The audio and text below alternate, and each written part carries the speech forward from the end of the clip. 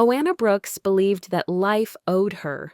Not God, not her husband, not the state, life itself. For all the years she spent making soups, ironing shirts, and pretending to care about the difference between a criminal contract and a civil one. For losing her waistline, her impulses, and her dreams somewhere between "Try the broccoli, Luna" and "Don't throw that, Finn, it cost $300. That evening, she sat at the Shameless Pair bar, not because she felt lonely, but because she felt too real. And she wanted, like in the old days, to be a legend. A woman who was looked at with both desire and fear. And when Victor, young, physical, foolish, but striking, threw her a smile, she didn't think about Travis, the kids, or morality. She thought, I deserve this. Her first betrayal wasn't emotional. It was cosmetic, like a peel for the soul. It wasn't about love, it was about power. For the first time in years, she didn't feel like a function, a cog in the machine, but the center of gravity. In the hotel room, she took off her dress feeling as if she was shedding a cliché.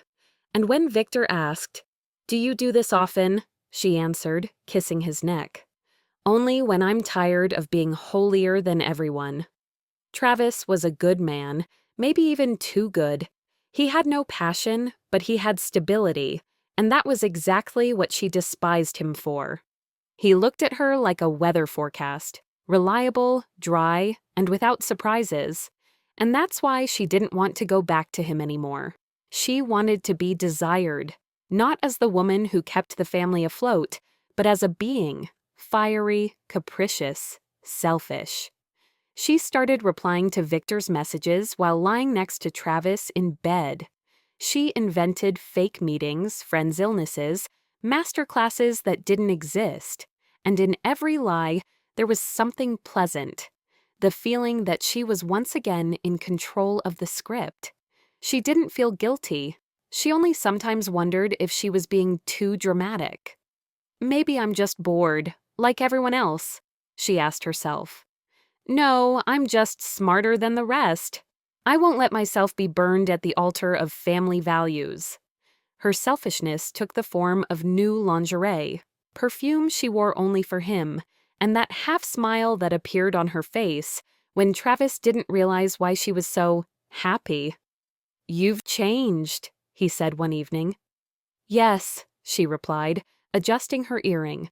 "I just remembered who I am." She knew someone would get hurt in this game, but most importantly, it wouldn't be her. At 6:30 in the morning, while the whole house was still asleep, Joanna sat on her yoga mat with her eyes closed. The room was quiet. Only the thermostat clicked somewhere in the kitchen. She inhaled slowly, filling her chest with air like a helium balloon, and whispered to herself, "I am worthy. I am deep. I don't belong to anyone. I am me." These mornings were her ritual, her temple, her protection. She took care of herself. Yoga, bio-yogurts, detox, books about female power, and spa sessions her husband never asked about. She never doubted this self-worship, because every day began with the thought, life is about me. Meetings with Victor became a regular part of her schedule.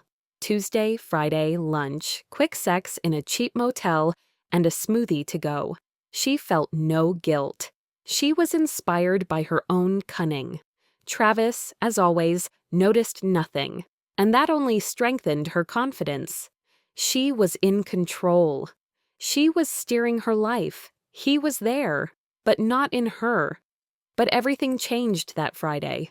She had just come out of the bathroom in a towel, with a glass of wine, scrolling through messages to Victor, bold, frank, as sharp as a stylish blazer.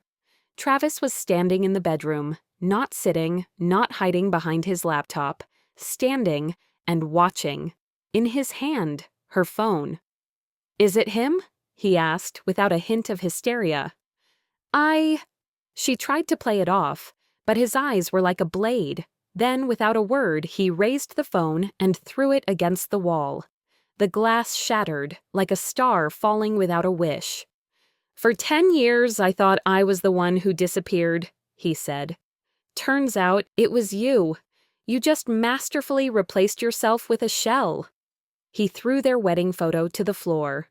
And you know what? His voice trembled.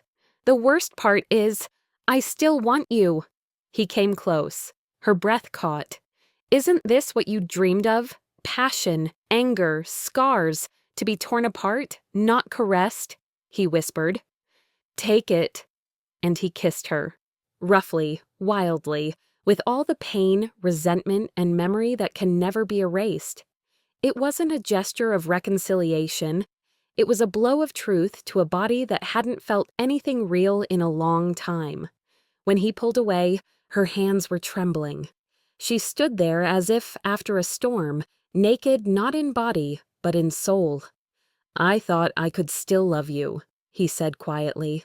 But now I know, I never really knew who you were. And he left without looking back.